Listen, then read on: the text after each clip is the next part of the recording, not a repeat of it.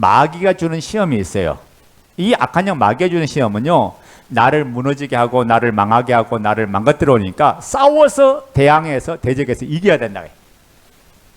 그러니까 마귀가 오는 시험은요, 가만 멀뚱멀뚱 쳐다볼 게 아니라 이것은 내가 믿음을 굳건히 해서 악한 영 마귀를 대적해야 이 악한 영 마귀가 떠나가는 거거든요.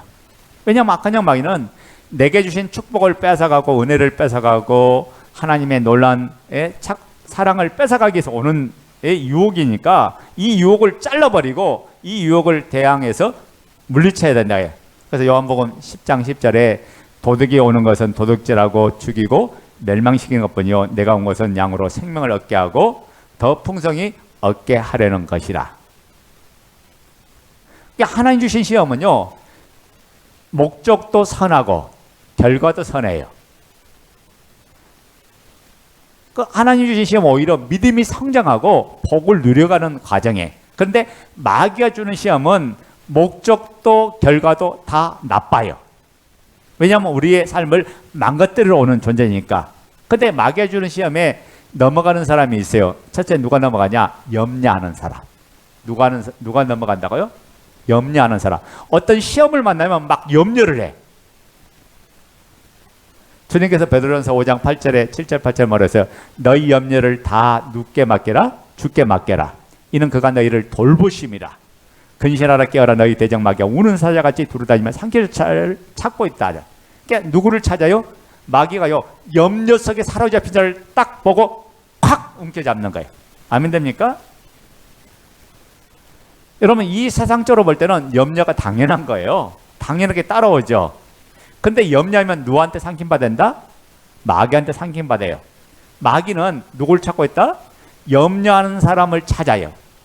염려가 무서운 이유는 뭐냐? 염려는 마음을 둔하게 하고 말씀을 받지 못하게 하는 낙심하고 좌절하게 만들기 때문에 그래요. 그러니까 마음을 둔하게 하면 약속된 말씀을 붙들고 삶을 사는 능력을 잃어버려요. 그러니까 마귀한테 끌려다니고 환경에 끌려다닐 수밖에 없어요. 왜 염려하지 말라고 하는지 아세요? 염려란 말은, 염려한다는 것은 기도하지 않았다는 말이거든. 빌립보서 4장 6절 7절에 너희 중에 염려한 자가 있거냐? 그는 하나님 앞에 기도하라고 했잖아요. 그러니까 염려한단 말은 내가 기도하지 않기 때문에 염려가 없어지지 않은 거야. 진짜 기도하면 염려가 사라지는 거예요. 그러니까 누구든지 염려가 찾아올 수 있지만은 기도하는 사람은 염려하지 않아요. 염려를 주께 맡기기 때문에 염려하지 않아요. 그러니까 우리가 기도하지 않기 때문에 영적 전쟁에 승리하지 못했던 거예요. 두 번째는 이 마귀가 누구를 넘어뜨리냐면 분내는 사람. 분노 속에 있는 사람들. 그래서 에베소 4장 26절 27절에 보면 분을 내어도 죄를 짓지 말며 해가 지도록 분을 분지 말고 마귀로 틈을 타지 못하게 하라. 그러니까 마귀가 언제 틈을 타냐? 여러분이 분노 속에 있을 때, 여러분이 화 속에 있을 때, 여러분 속에 분에 붙들려 있을 때 악한 영 마귀가 그때 쏙 들어온다고 해요. 여러분, 분은 감정의 상함에서 오는 거예요. 마귀는 상처 속에 역사하는 거예요. 그러니까 분은 마귀로 틈을 타게 만들어요. 그러니까 분노하는 것이 별게 아닌 것처럼 보이지만은 그것으로 인해서 마귀가 틈을 타기 때문에 이 분을 내지 말라고 이야기하는 거예요. 분을 내면 빨리 그것을 뽑아버려야 돼. 뽑는 게 뭐예요? 기도하면서 내 마음을 성령님께 의뢰하고 그분 앞에 맡게 하죠. 그 다음에 세 번째, 삶이 나 중심인 자를 마귀는 삼켜요.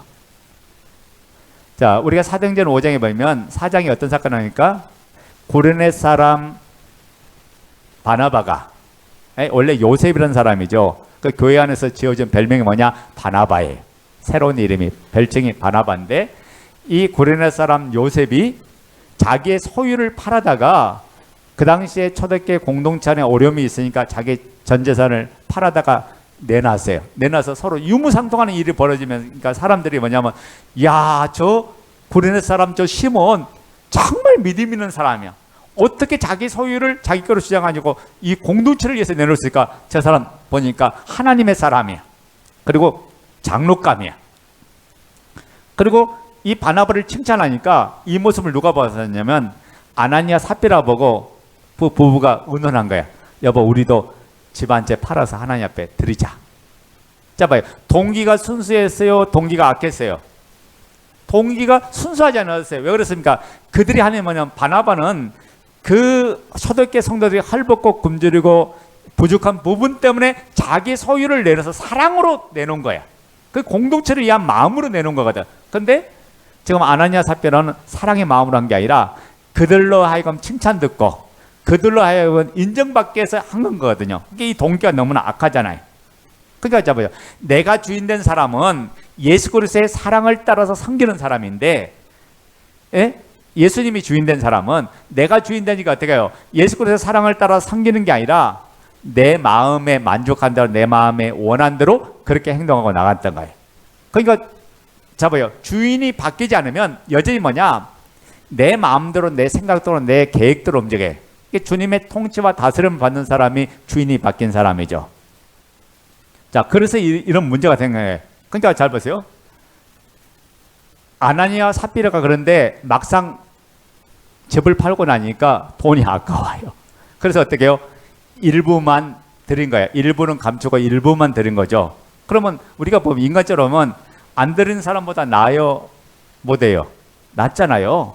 근데도 하나님께서 이 아나니아 삽비를 물어보는 이유가 있어요. 그들을 왜 죽였냐면 너 속에 사도행전 5장 3절에 보면 그런 내용이 나옵니다. 뭐라고 나옵니까? 이렇게 말해요.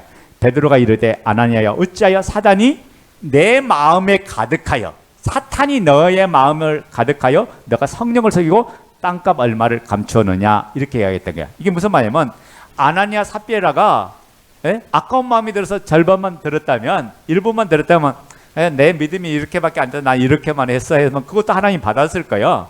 그런데 어떻게 했어요? 일부 감춰놓고 자기 다 들은 것처럼 이야기하는 거예요. 누구처럼? 바나바처럼 나도 다 드렸어 라고 자기 마음을 속이고 사단이 가득해서 거짓말을 하니까 이것을 책망할 때 베드로가 책망할 때 아나니아 삽비라가 회개했다면 그들은 죽는 일이 없었을 거예요. 그런데 회개하지 않고 자기를 드러내고 여전히 속이는 그 모습을 너가 성령을 어찌하여 속이느냐 하면서 할 때 하나님께서 그런 부분의 징계로 그들을 생명을 걷어간 거죠. 자, 우리가 이런 것이 잘 알아야 돼. 뭘 잘하면 아나니아와 삽비라가 거짓말을 한 것은 바나바가 드려지는 것을 통해서 주목받는 것을 보고 자신도 뭐냐면 사람들로부터 주목받기를 원했어요. 단순히 거짓말한 게 아니라 중심에서 자기가 사람들에게 드러나서 사람들에게 칭찬받고 사람들에게 높아지기를 원했다 그 말이에요. 그러니까 우리도 이런 마음이 은연중에 복음을 알면서도 가질 수 있어요. 그래서 뭐라고 하냐? 내가 아니면 안 되지. 그래 내가 있음으로 말미암아 교회가 이렇게 힘이 있는 거지 라고 은연중에 이렇게 말했고 나만 할 수 있지. 이건 뭐냐? 영적으로 교만한 사람이고 자기를 드러내는 그런 아나니아와 삽비라 같은 사람과 똑같다가요. 내가 아니라 하나님이 은혜 주셔서 한 거고 하나님이 하게 하신 거다가요. 아멘. 그분이 우리의 주인도 주니까 이게 한 거예요. 그러니까 세상은 능력자를 원해요. 세상은 그런 사람에게 열광하고 주목하지만은 하나님의 공동체는 공동체를 위해서 썩어가는 사람, 공동체를 위해서 드려지는 사람, 하늘의 미랄이 떨어져 죽으면 많은 생명을 얻듯이 하나님은 이렇게 섬기는 사람을 공동체 안에서 원한다고요. 그런데 공동체를 통해서 악한 영 마귀는 자기가 중심대로 가는 이 독불장군을 가진 사람을 이렇게 세우는 거예요. 그래서 공동체를 깨고 공동체를 무너지게 하는 거죠. 자, 네 번째, 누구를 또 마귀가 넘어뜨리냐? 사람을 따르고 사람을 쫓게 하는 사람. 자, 공동체 안에 가장 경계해야 될 게 뭐냐면 단순히 사람을 따르는 것, 이게 문제가 뭐 될 수 있느냐 그런 생각을 하는 경우도 있지만은, 자 봐요. 예수 그리스도를 주로 믿는 생각, 우리는 그분의 종된 걸 믿습니까? 그분이 우리의 주인이신 걸 믿습니까? 그래서 신앙생활은 그분을 기쁘시게 하는 게 신앙생활이다가요. 공동체는 그분의 몸이에요. 여러분 고린도 교회가 구변도 좋았고 갖가지 은혜와 능사와 능력이 충만한 교회예요. 그래서 은사가 풍성한 교회 고린도 교회인데, 고린도 교회 결정적인 문제는 뭐냐면 그러다 보니까 교회가 인기 중심, 교회가 인물 중심으로 신앙생활을 해서, 그래서 교회 안에 파벌이 행사했는데 바울이 좋아하는 사람은 바울을 좋아하는 사람끼리 모였고 베드로를 좋아하는 사람, 베드로를 좋아하는 사람끼리 모였고, 그리고 아볼로를 좋아하는 사람, 아볼로를 좋아하는 사람끼리 모였어요. 그러니까 파벌이 형성됐어요. 새 파벌이. 그러다 보니까 그 안에 기질도 다르고 공동체 안에 관점 다르고, 그게 자기 마음에 맞는 사람, 자기 기질에 맞는 사람, 자기가 좋아하는 사람 추정했는데, 이게 이러다 보니까 이걸 싫어하는 사람은 뭐야? 에이, 나는 바울도 싫고 베드로도 싫고 아볼로도 싫어. 나는 오로지 그리스도만 좋아. 그래. 그리스도만 또 추정하는 파. 이 네 패가 있었던 거야. 근데 이 네 파가 공동체를 병들게 하고, 공동체를 약화시켜버리고, 공동체를 분리시켜버렸던 거야. 왜? 끼리끼리 자기들이 좋아하는 유유상종, 그 사람들은 모이니까 공동체에 파벌이 생기니까 공동체가 한 몸이 아니죠. 이게 악한 영 마귀의 역사라는 걸 전혀 생각하지 못해. 왜? 인간적으로 서로 본고 속에서 한 것이 마귀 역사로 생각하지 않으니까. 그러니까 마귀는요, 제가 그랬죠. 뭐 눈에 보이도록 칼 두고 나서 우리 죽인다고 하지 않고, 이놈은 가장하는 천사다예요. 사람을 통해서 역사하고, 환경을 통해서 역사하고, 현실을 통해서 역사하는 게 악한 영 마귀예요. 그러니까 공동체가 이렇게 파벌이 생기니까 얼마나 시끄럽겠어요. 그 교회가 아무리 은사가 있고 능력이 있고 좋은 교회라도 시끄러운 교회가 무슨 힘을 발휘하겠어요. 이게 자기가 좋아하는 사람끼리 모이다 보니까 분쟁이 끊이지 않고 일어났던 거예요. 여러분, 사람을 따르게 한 게 망하는 거다. 사람을 따르는 게 아니라 주님을 따르게 하고 공동체를 따르게 해줘야 돼. 아멘? 그런 자는 공동체를 깨는 자예요. 우리 공동체는 주님을 따르고 복음을 따르고 공동체 지도자는 목회자를 따르고, 그리고 공동체가 한 몸이 돼서 하나를 향해서 달려나갈 때 하나님의 선한 영향을 끼치고 교회가 치고 나가는 역사가 일어날 줄로 믿습니다. 그 사람을 따르면 한 사람의 잘못된 말이 공동체 전체를 오염시키고 병들게 만들어요. 여러분, 사단이 시험을 줄 때는요, 몇 가지 특징이 있는데, 첫째는 아주 그럴싸해요. 그 말이 합당하고 맞는 것 같아. 사람의 귀를 기울이면 그 말이 이치에 맞고 논리적으로 맞는 것 같아요. 그리고 그렇게 해서 시험이 시작되는 거야. 그 사탄의 시험은 여러분 누구에게나 있다가요. 아담과 하와에게도 시험이 있었고, 삼손도 시험을 당했고, 베드로도 시험 들었고, 심지어 예수님도 시험 들었어요. 시험 당했죠. 마귀가 시험했잖아요. 우리도 언제든지 사단의 시험에 노출된 사람이다가요. 그런데 다른 게 뭐냐면, 믿음으로 사는 사람은 그 시험을 모두 이긴 줄로 믿습니다. 근데 내가 이기는 게 아니라 그분의 힘과 능력이 모든 시험을 이기게 하는 거예요. 그분의 능력이 모든 시험을 이겨요. 그러니까 예수 그리스도와 연합된 내가 그분을 바라볼 때 우리는 항상 시험을 이기고 능력을 발휘한다 해요.